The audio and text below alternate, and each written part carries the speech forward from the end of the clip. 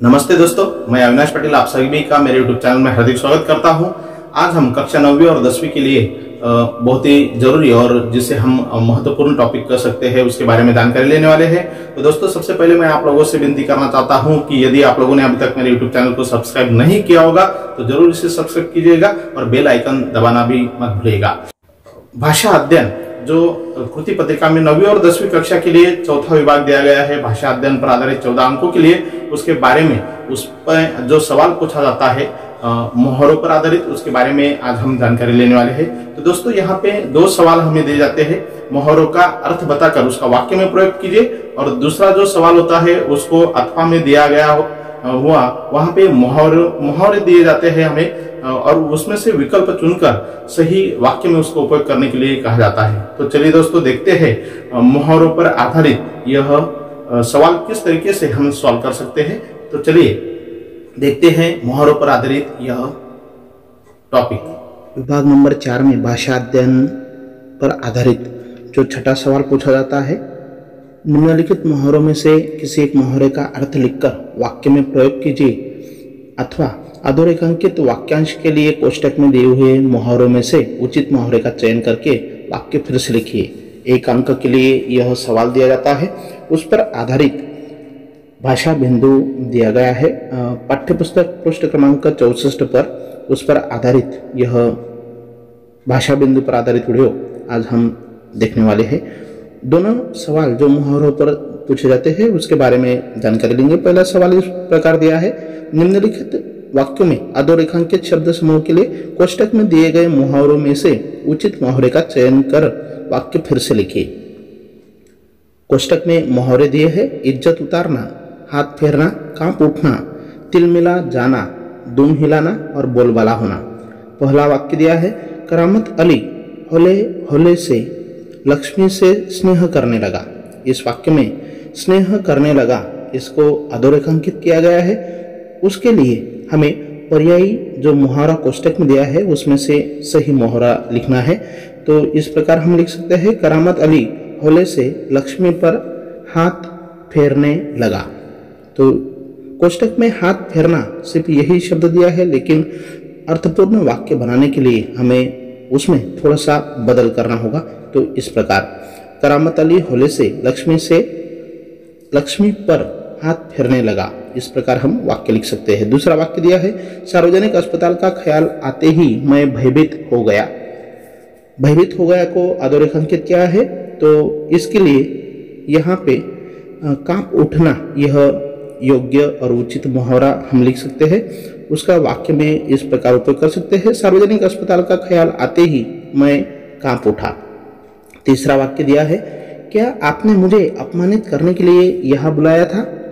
अपमानित करने के इसको अधोरेखांकित किया है। इसके लिए, क्या आपने मेरी इज्जत उतारने के लिए यहाँ बुलाया था? इज्जत उतारना यह मुहावरा हम लिख सकते हैं। नंबर 4, सिरचन को बुलाओ, चापलूसी करता हुआ हाजिर हो जाएगा।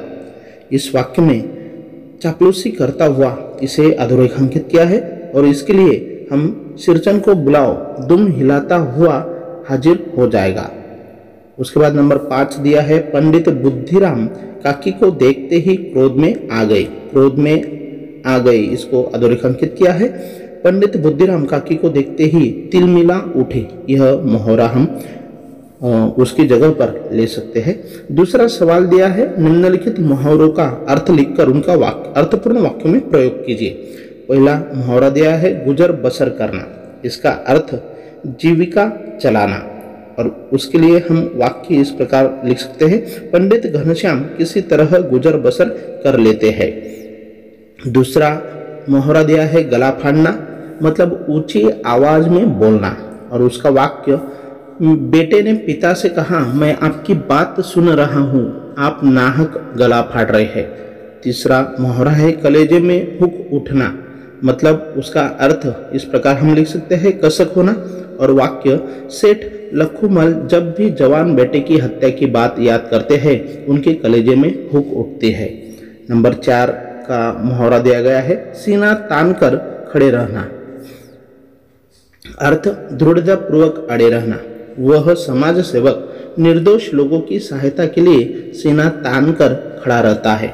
नंबर 5 है टांग अड़ाना, उसका अर्थ कार्य में बाधा डालना। और वाक्य किसी के बनते हुए काम में टांग अड़ाना अच्छी बात नहीं है। उसके बाद नंबर 6 जेब ढीली होना, अर्थ खा पी खर्च होना। वाक्य मरीज की बीमारी तो ठीक हो गई पर अस्पताल का बिल भरने में जेब ढीली हो गई। नंबर 7 निजात पाना, मतलब मुक्त होना। आखिरकार लंबे अरसे बाद सेठ जी लेन देन के मुकदमे से निजात पा गए। फुट फुट कर रोना, मतलब बिलखते हुए रोना। बेटे के गायब हो जाने पर माँ फुट फुट कर रोई थी। अगला मुहावरा दिया है मन तरंगित होना, मौजे में आना। बेटे की अच्छे वेतन वाली नौकरी लग जाने की बात सुनकर पिता का मन तरंगित हो गया। मुंह लटकाना, चिंता दुख से सिर नीचा कर लेना। पिता जब निकम्मे बेटे को फटकारता है तो वह मुंह लटका कर सुनता रहता है। इस प्रकार हम मुहावरों का अर्थ और वाक्य में प्रयोग भी कर सकते हैं। तीसरा सवाल दिया है पाठ्यपुस्तक में आए मुहावरों का अपने वाक्यों में प्रयोग कीजिए। पाठ्यपुस्तक में जो मुहावरे आए उनका अपने वाक्यों में प्रयोग करने के लिए कहा गया है। उसके बाद उपयोजित लेखन में सवाल दिया है निम्न शब्दों के आधार पर कहानी लेखन कीजिए। मिट्टी, चांद, खरगोश और कागज, यह 4 शब्द यहाँ पे दिए हैं। इनकी सहायता से हमें कहानी लिखनी है। तो इस प्रकार हम कहानी भी लिख सकते हैं। इस कहानी में जो 4 शब्द दिए गए हैं उनका प्रयोग होना जरूरी है। तो इस प्रकार हम कहानी लिख सकते हैं। एक छोटा सा गांव था। गांव के लोग खेती बाड़ी से अपना गुजारा करते थे। लोगों के पास छोटे छोटे खेत थे। वे अपने खेतों में साल में 2 फसलें उगाते थे। खेतों में उत्पन्न अनाज से साल भर बड़ी मुश्किल से उनका काम चलता था। इस गांव के लोगों में आपस में बहुत प्रेम भाव था। गांव में कुछ लोग ऐसे थे जिनके पास खेती भी नहीं थी। उनका जीवन बहुत कष्टमय था। इन्हीं में से एक था आत्माराम। आत्माराम गांव के किसानों के खेत में काम करके कुछ कमा लिया करता था। एक दिन गांव में एक साधु महाराज आए। आत्माराम ने साधु के सामने अपनी समस्या रखते हुए कहा, महाराज कुछ ऐसा उपाय बताइए जिससे मैं 4 पैसे कमाकर अपना और अपने परिवार का पेट पाल सकूं। साधु महाराज ने कहा, ले यह मिट्टी तेरे लिए सोना बनेगी। आत्माराम बोला, मैं समझा नहीं महाराज, यह मिट्टी तो गांव में बहुत है, क्या करूं इसका? साधु ने कहा, मिट्टी खोद, उससे खिलौने बना और बाजार में बेच, तेरा भला होगा। आत्माराम ने साधु को धन्यवाद दिया। वह मिट्टी से खरगोश, चूहा, तोता, गुड़िया, गुड्डा बनाता और बाजार में बेच आता। इससे उसे अच्छी आय होने लगी। अब उसकी जिंदगी आराम से चलने लगी। एक दिन बाजार में एक लड़के ने उससे चांद के खिलौने की मांग की। यह खिलौना तो उसने कभी बनाया नहीं था। बात आई हो गई। एक दिन आत्माराम ने चांद की शक्ल का पतंग आकाश में उड़ते हुए देखा। फिर क्या था, अब आत्माराम ने मिट्टी के खिलौने बनाने बंद कर दिए और कागज के पतंग, खरगोश, तोते, बिल्ली, गुड़िया, गुड्डा आदि बनाने लगा। अब उसके खिलौनों का वजन हल्का हो गया और उसकी कमाई भारी हो गई। तो इस प्रकार इन शब्दों की सहायता से हम हमारी कल्पना शक्ति का उपयोग करके कहानी लिख सकते हैं। तो आप लोगों को यह सवाल भाषा बिंदु पर आधारित और उपयोजित लेखन पर आधारित यह वीडियो अच्छा लगा होगा तो जरूर से लाइक कीजिए, अपने दोस्तों तक शेयर कीजिए और मेरे यूट्यूब चैनल को ज़्यादा से ज़्यादा शैक्षणिक वीडियो देखने के लिए सब्सक्राइब कीजिए। धन्यवाद।